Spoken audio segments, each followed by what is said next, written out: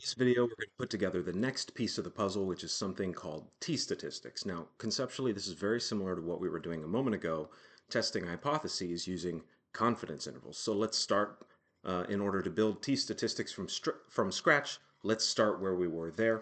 The idea is I have some sort of a distribution of the data where I say perhaps it's normal, like this, not bad, and x bar is in the middle, and I make some sort of a probabilistic statement about where the true population average could be in relation to x bar. So here's x bar, here's the center of the distribution, here's x bar minus 1 standard error, here's x bar plus 1 standard error, and I say there's a 68% chance that the true population average is in that range, fair enough, or I go out to 2 standard errors below x bar and 2 standard errors above x bar, and I say there's a 95 point, a little bit more than 95% chance that the true population average is in that range, so I dial it back to exactly 1.96 standard errors above and below and say there's a 95% chance that the true population average is in that range, and so on and so forth. Well, you'll notice that the confidence intervals are symmetric, and so it doesn't necessarily matter whether I care about the lower bound or whether I care about the upper bound as far as testing a two-sided null hypothesis. The null hypothesis in that case would be written like this. Null hypothesis.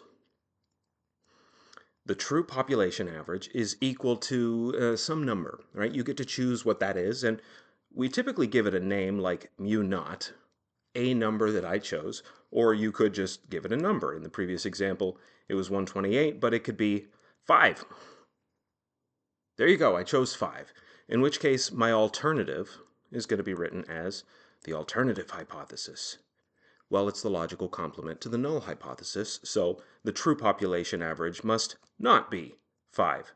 Notice this is two-sided. It doesn't care whether mu is large or mu is small. It cares whether mu is close to 5, and equal to 5 in particular. The alternative could be true if mu is much, much larger than 5 or much, much less than 5. But because this confidence interval is symmetric, in the two-sided case, what really matters? Well, the margin of error is, when I take x bar and I make my confidence interval, is the distance between x bar and my upper bound, which is over here. So let's do there like that. Let's clean that up. Make it pretty. All right, that distance with this bracket, and again, on the left, of course, this distance is my margin of error. So when I say x bar plus or minus 1.96 standard errors, my margin of error is 1.96 standard errors. It matters whether the true population average that I propose, 5 in this case, falls within that range or not. I could, without drawing the picture, without calculating both an upper bound and a lower bound, I could simply propose a number like 5 and say 5 is over here, by the way. Here's 5. I haven't labeled the rest of the axes to say where 5 is, but we'll suppose that it lives out there. What matters here is whether that number is more or less than 1.96 standard errors away from x bar. So the t-statistic is going to directly calculate the distance between x bar and whatever number I propose in terms of standard errors. All right, I present to you the formula for a t-statistic, which you are going to marvel at. Now, to make this a little bit cuter, all right, I'll remind you that it doesn't have to be 5, but I'll use 5 this time. The t-statistic is t. X bar minus 5 divided by the standard error of x bar. Okay, so what is that doing? Well, of course, it looks exactly like the formula for a z-score, which it is, but the formula for a z-score would say something like x minus x bar divided by the standard deviation. Notice how the shape is precisely the same. Okay, this is just giving us statistical distance. How many standard errors away from each other are these two ideas? And the ideas here are x bar and 5, my null hypothesis. In the case of the z-statistic, the idea is we wanted to measure the distance between using no units, using standard errors, right, which are going to wash away the units of the data. hence making z-scores always kind of mean 0, standard deviation 1. In the case of the z-scores, the idea that we wanted to compare was a single observation of the data versus the average of the data. And z-scores tell you whether that observation is above or below average and how many standard deviations above or below average. Here I'm measuring x bar and my null hypothesis. The distance between those, having the original units, can be confusing depending on how you transform those units, whether you use inches or feet or millimeters.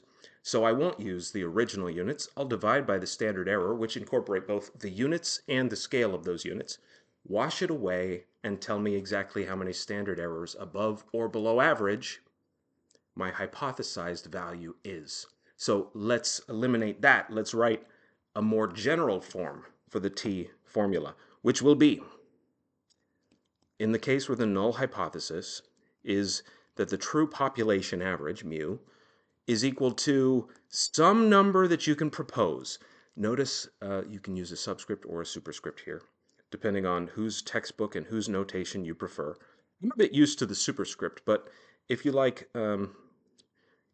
calling it mu naught in this way, then it matches the null hypothesis very, very nicely. So, okay, forgive me for using the superscript here. When we get to OLS and we have beta 0 and beta 1, I'm not going to want to write the subscript because then it looks like beta 0 or mu 0. Your mileage may vary, okay? My null hypothesis is some number. So mu naught is simply the null hypothesis number, which was 5 in the previous example. Then my alternative for a two-sided null hypothesis is that magical population parameter that I am wondering about and imagining about is actually not equal to mu naught. Well, in that case, big implication arrow, the t-statistic is very simple. T. Very simple if you know how to use a whiteboard. T is equal to x bar minus mu naught, whatever number you propose, and divide it by the standard error of x bar. Okay, this will work for any estimated parameter that you want to test. So you'll see this formula in the slides and in another video with not x bar, but beta 1 hat. And of course, then the standard error of beta 1 hat would be the thing we use, and a hypothesized value for beta 1 hat would be the thing that we use. But notice it's the same as the z-score formula. It's very simple. The distance between x bar and your hypothesis gets turned into a statistical distance, simply a measure of standard errors. How many standard errors do I need to see before I reject the null hypothesis? Well, at the 95% level of confidence, and I tried to do this with the red pen, just shy of 2 standard errors on the left and just shy of 2 standard errors on the right. What is this? This is x bar plus 1.96 standard errors, using the classical normal distribution critical value, 1.96 for a 95% confidence interval. And I'll do the same over here on the left. What is this? X bar minus 1.96. So if I take this value x bar plus 1.96 standard errors, and I plug it into this formula, right there, what will I get? X bar plus 1.96 standard errors. I'll get a number that looks like 1.96, and it tells me that, in fact, that null hypothesis was 1.96 standard errors away from x bar. You'll notice also that the sign is preserved here. We do need to worry about whether this is positive or negative when we talk about one-sided test statistics. But we're not quite there yet, so look for that. And here in the two-sided case, if I plug in this number, I'll get a number that looks like 1.96. And the same over here. If I plug in x bar minus 1.96, I'll get a number that looks like 1.96. And I care about the absolute value. If I see a t-statistic that is greater in absolute value than 1.96, what does that tell me about my null hypothesis? Well, for instance, this one here, whatever number that corresponds to, x bar plus something, is, let's see, that looks like about a half a standard error, and then 1.5 standard errors, and then 2.5 standard errors that I have to drive back towards x bar to get to the center. And so if that is in fact x bar plus something like 2.5 standard errors, then I take it. I plug it into my formula for a t-statistic, and out from that formula here will come a number greater than 1.96. I'll get something like 2.5. So if I plug in a number that is 2.5 standard errors above average, then t should look like 2.5. All right, the absolute value of t should look like 2.5. Anything with a t-statistic greater than 1.5 is going to be outside of the confidence interval, and I'm going to reject the null hypothesis. Anything with a t-statistic less than 1.95, 1.96, you know what I meant. Anything with a t-statistic less than 1.96 is going to be within the confidence interval, and I will fail to reject the null hypothesis at the 95% level of confidence.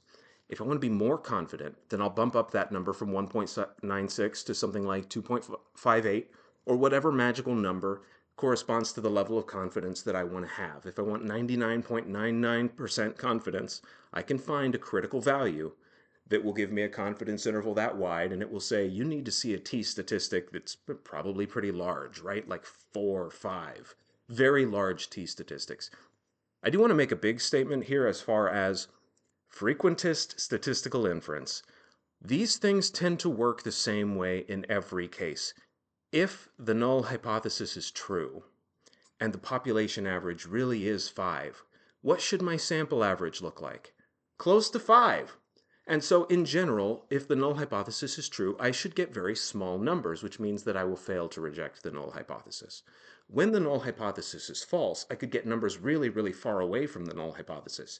If I think that the population average is 5, but it turns out that the population average is 1,000, well, then my sample average might look close to 1,000, which could be very far from 5, depending on the standard deviation, meaning very far from 5 in a statistical distance, like this formula. Okay, so if I get numbers that are really, really far away from my null hypothesis, I should have really, really big t-statistics. That makes sense. I would reject really, really big t-statistics because it's far, far outside of my confidence interval. It's too far away from this picture of a normal distribution that I drew. And if I get numbers that are really, really close to my null hypothesis, if x bar is close to my null hypothesis, then I should fail to reject the null hypothesis because the data kind of looks like that idea. Your friend comes to you and says, I think the population average is 5. You estimate a number that is very, very close to that in terms of statistical distance, and you say, you know, skeptical friend, I fail to reject your null hypothesis. The number that you gave me seems plausible. All right, let's do an example. I'm going to get some data. I'm going to jump over here to, my favorite data. So no transformers, maybe something a little bit more spooky. I've got the Tesla stock data here from summer of 2021, and what I'm going to do is I'm going to calculate the day-over-day increase, and then I'm going to turn that into the percentage return. So this is easy, day-over-day increase. I can't do it for the first one because I'm looking at day-over-day, and I'll use the closing prices here. So daily increase should be this closing price minus that closing price. And the fact that I can use data from 2 different rows tells you that this is a time series, and it is ordered, okay? That's not something that you could do in cross-sectional data. I wouldn't be interested in the difference between your height and some random person's height. I might be able to use that information in some way, but it's a bit abstract. Okay, so there I see that the daily return was something like $2.88 on that day. Not exactly helpful if you don't know what the basis of comparison would be. So let's turn that into percentage and say that would be equal to 288 on an investment that you would have made of $620.83. All right, so your $620.83, if you bought in at that price, goes up by $2.88. What is that in terms of return? A little bit less than 0.5% on the day. Okay, so what should this number be? There's an idea that that number should be positive, but not every stock is going to go up by the same amount. And we can use a sample of these numbers to try to estimate whether Tesla stock is going up faster or slower than other factors. And this is something that the finance people, because this is percentage return right here, the finance people would give you a very, very simple model for stock market returns. By the way, I highly recommend not doing this. This is very fraught with peril, trying to study stocks in this way, but it can be done. So the idea might be something like the return of the stock today, return of this stock on this day is equal to alpha plus beta return of the market, or market, comma, today. And if you're familiar with this model, alpha is the idiosyncratic level of stock returns for this stock, and then beta is saying basically, well, all of the stocks went up on this day, and there's some relationship, there's some correlation between how much this stock goes up and how much every other stock goes up on a given day. So this alpha and beta in the classical two-factor model, which is way too simple, there's a famous blog website called Seeking Alpha, where people share their opinions about stocks, which are sometimes good and sometimes very, very bad. And all of this is very scary, right? But alpha is a high alpha stock is a stock that goes up a lot. That's what you would like to own, of course. Well, yeah, and we'll see if you can actually pick and choose stocks this way. But that's what I've got. I've got the return and the average return, which I'm not going to compare to the market return, which I don't have in this data set, but I'll just look at the average return and see if it looks good. I don't know what good looks like relative to the market, just unconditional good. I'll go ahead and choose, well, what I could do if I was very intelligent was go back here and say, show me a line plot of this stock. Okay, I see that it was sort of trending up for a while, then it popped, and then there's a bunch of zigzagging, and then it pops again, and then it goes down for a while. Here is why trying to estimate the stock return for a given stock is dubious, because that population average return is going to change all the time. So why would I use a sample of 50 observations to say on average it grows this much and then hope that I can invest my money and it will always behave that way? All right, for stocks, this may be a bad idea. For other things like predicting the sales in a grocery store week over week, looking at the sales this week, next week, the third week, the fourth week, and say an entire year could give you a really good idea of what average sales are like for that grocery store. And I hopefully shouldn't have to worry that the grocery store is experiencing crazy variation in sales like this, because that would make my job a little bit harder. So this method that we're applying to the Tesla stock could be very, very helpful in a different business scenario. And I hope that that idea is helpful in the sense that different scenarios, different data will behave very differently. And by studying them, you get to understand where those differences come from and why they exist. But we're doing it with the stock because it's fun. All right, so I will go ahead and go from line 3 here down to line 52, and I'll get some summary statistics based on those. So I pop back to Home, Insert, Data, Data Analysis. Okay, regression. Excellent idea. I would love to do some regression, but I'm going to go for descriptive statistics first. Let's get input range, column G, from 3 all the way down to column G in row 52. So that should be 50 observations. I'd like summary statistics, put them in a new worksheet, please. I do not have labels in the first row, grouped by columns, fine, fine. Excellent, wonderful, beautiful, send it. And here they are, the numbers that I get. So, what has happened? I have a sample average, 0.00363. I have a standard error, 0.00305. Okay, so keeping track of what I have, I've got X bar, 0.00363. Is that right? Yes. I have SE, standard error, which I would remark is equal to the standard deviation divided by the square root of n, is equal to 0.003 3, 0, 5. Okay, all right. I think I understand what to do with this. Does it check out? The standard deviation is 0.02, and if I divide that by the square root of 50, I will get 0.00305. Now I can make confidence intervals based on this and say, for instance, that 0.00363 plus or minus 1.96 of this thing would be my confidence interval. We'll come back to that here in a second.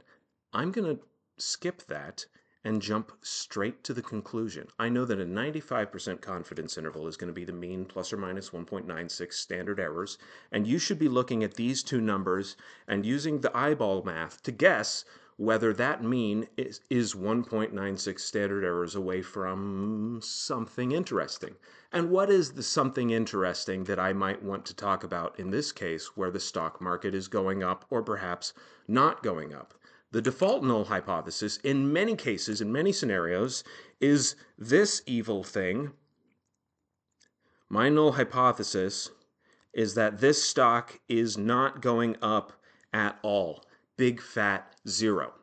My null hypothesis, even though I saw the picture and there was some upward trend, right? There's an upward trend. My null hypothesis is that this stock over this interval is just pure noise and there's no structural upward gain day over day. It's all noise, and I happen to have a positive average because there's noise and, well, the average had to either be positive or negative. Perhaps there's no signal there. That's the idea. Well, okay, then the alternative must be the logical complement to that. Let's see. Wake up over here. There we go.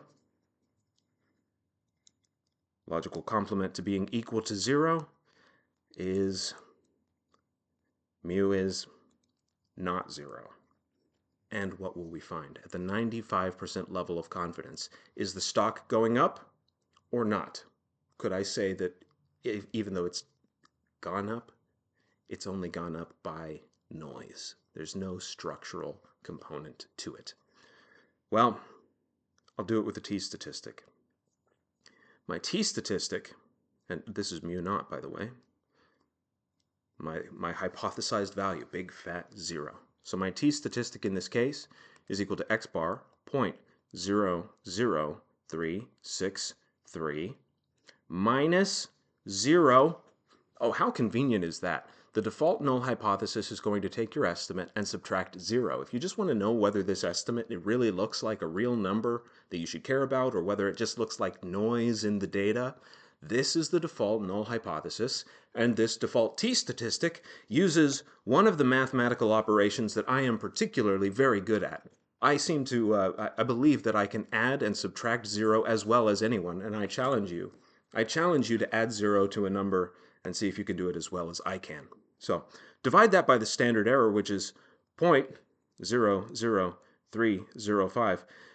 You'll be interested to know that my undergrads almost never take me up on that challenge. They believe that I can add 0 very, very well. So it gives me confidence. That's it. All I have to do is divide 00363 by 00305, and I will know how many standard errors above or below my hypothesized average, my observed average is, or vice versa. Well, okay, well, let's see. In this cell, I'm going to say this number divided by, we'll go ahead and get the precise numbers, right? Divided by this number, it's scary, 1.1892. All right, 1.1892. You already see the conclusion, right?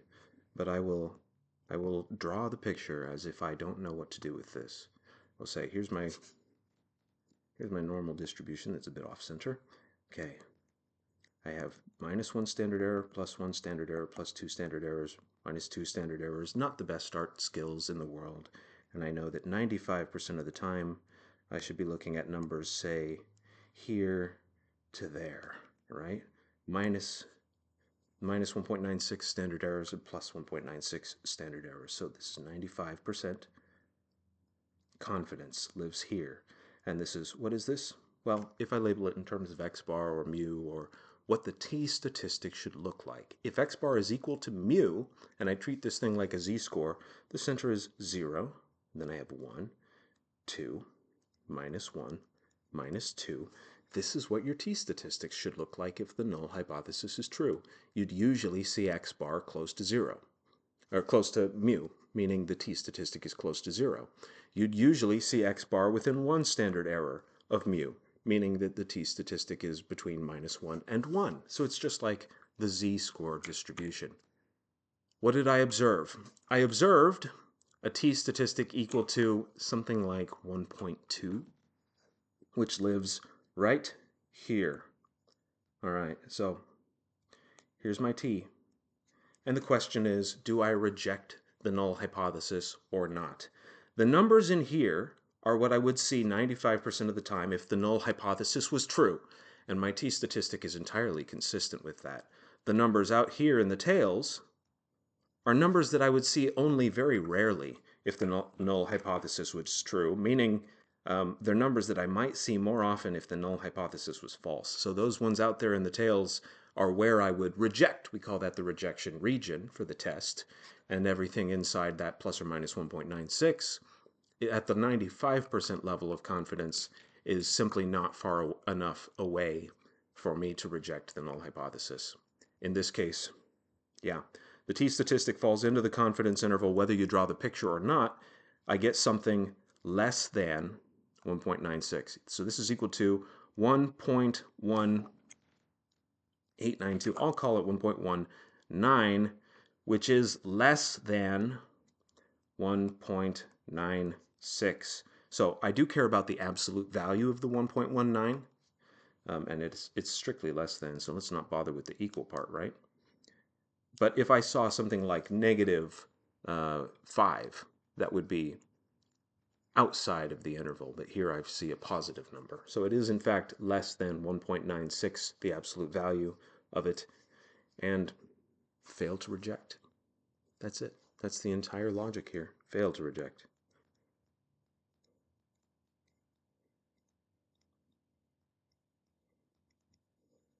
Exclamation point. So fail to reject because it is within the confidence interval that I could have drawn. If I get a number greater in absolute value than 1.96 at the 95% level of confidence, I would reject. So this is at 95% confidence.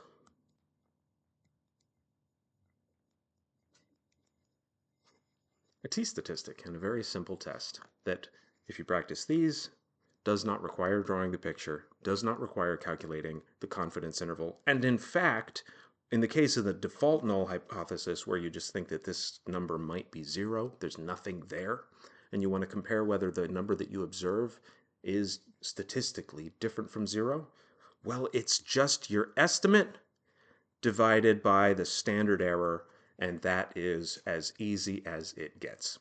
So we'll stop here, and I'll see you in the next one.